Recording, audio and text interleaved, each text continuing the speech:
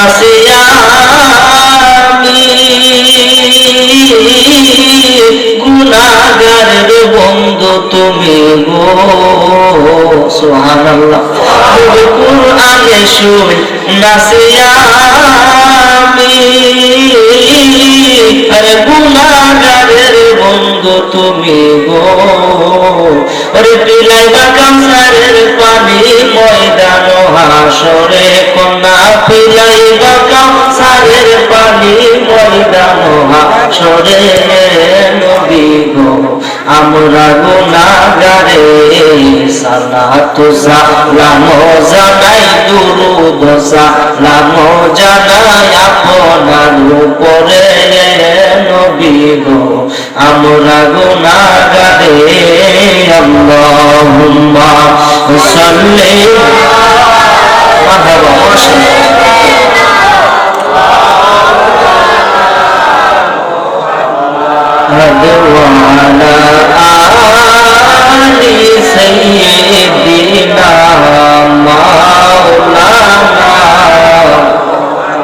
জিকির করে লা ইলাহা সবাই লা ইলাহা ও লা ইলাহা ও লা ইলাহা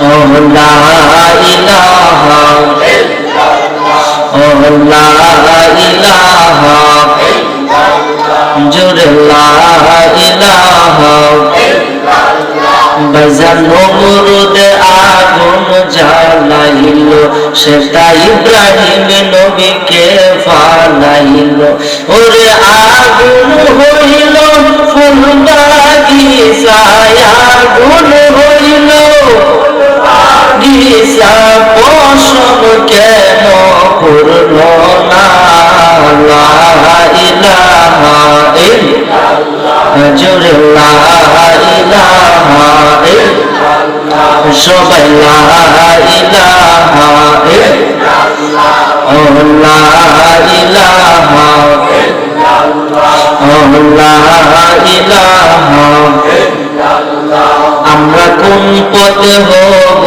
রওয়ানা আমরা মদিনার রাস্তা চিনি না ওরে দয়াল আল্লাহ দয়া করো দয়া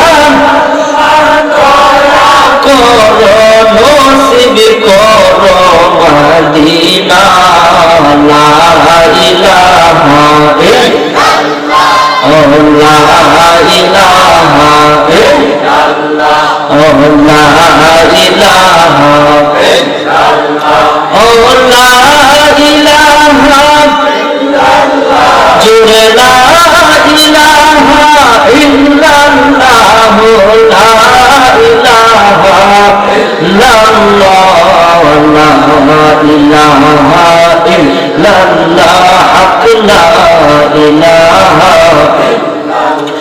পড়েন সালাতু সালাম জানাই দুরূদ সালাম জানাই আপনার উপরে নবী গো আমরা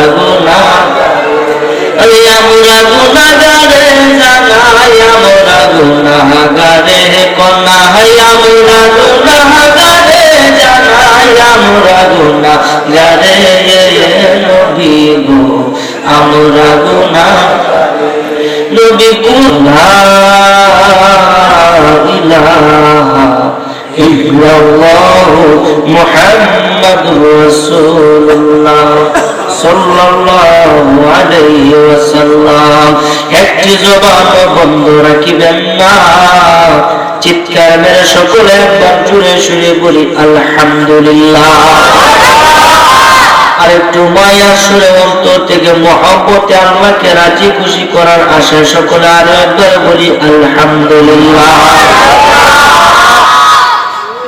সমস্ত প্রশংসা সেই মহান আল্লাহ তাআলা দরবারে যিনি আপনাকে আমাকে বিভিন্ন কাজ থেকে ফারাক করে সুস্থ অবস্থায় আজকের সিংহুয়া বন্দের বাড়ি মাহফিলে আসার মতন বসার মতন তৌফিক দিয়েছেন সেই সাথে আল্লাহ পাকের নামে জিকির, নবী সাল্লাল্লাহু আলাইহি ওয়াসাল্লামের উপরে দুরূদ, এবং সেই নবীর উম্মত হিসেবে আপনি আমাকে কবুল করেছেন, এই জন্য আবার বলি আলহামদুলিল্লাহ।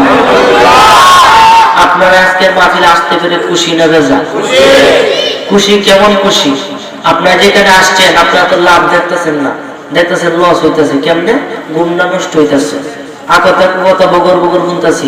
আরে না, এই যেখানে বসে রয়েছেন প্রতি নিঃশ্বাসে নিঃশ্বাসে 10টা করে নেকি আপনার আমলনামায় লেখা হইতেছে।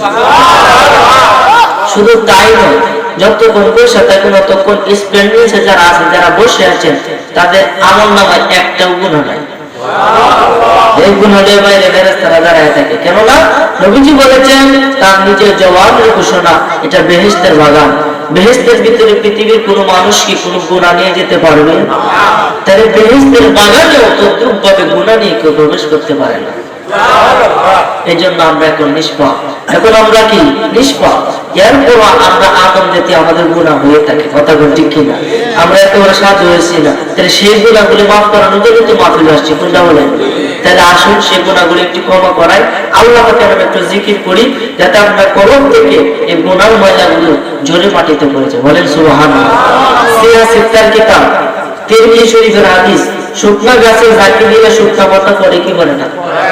শুকনা গাছে তো ঝাঁকা দিলে পাতা পড়তো না। কোন ইমানদার নরনারী যদি আল্লাহ পাকের নামে জিকির করে, তার কলব থেকে, তার দেহ থেকে যে গুনাহগুলি আছে, সেই শুকনা গাছের পাতার মতো জোরে জোরে মাটিতে পড়ে যায়। তাহলে আসুন সে আল্লাহকে ডাকার দরকার আছে না নাই? উচ্চ আওয়াজে তালে ঠিক না?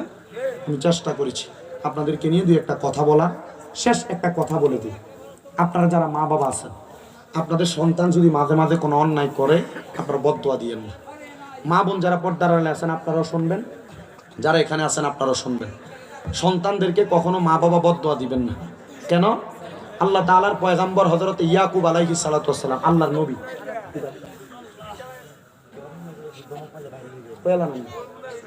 আচ্ছা, আমি কথা যদ্দুর কই 5 মিনিট যখন কইছে তখন থেকে 5 মিনিট হয়ে গেছে। দুইয়ে কইছে 5 মিনিট 7 বাজে। কথা বলছেন? আমি নিজে বলেছি 7 মিনিট গেটে ঢুকছে। হ্যাঁ, ঘর এটা আগে থেকে ঢুকতেছে, ঠিক না? এর আগে তো না ইউই করছে। তো সেই কথা বাদ দেন, চুপ থাকো তোমরা, বাড়তি কথা দরকার নেই। আচ্ছা বলছি আমি ওনার আপনারা, আচ্ছা যান, আপনি যান, কইতেছি আমি। আপনারা যতক্ষণ পর্যন্ত এখানে বসছেন, তো যে কথা বলতেছি, আল্লাহ তাআলার পয়গাম্বর হযরত ইয়াকুব আলাইহিস সালাতু ওয়াস সালাম, ওনার সন্তান ছিলেন 10 জন। কয়জন? এই সন্তানগুলো দুনিয়ার জমিতে ছিলেন। সন্তানদেরকে কখনো মা বাবা বদদোয়া দিবেন না। কেন? আল্লাহ তাআলার পয়গাম্বর হযরত ইয়াকুব আলাইহিস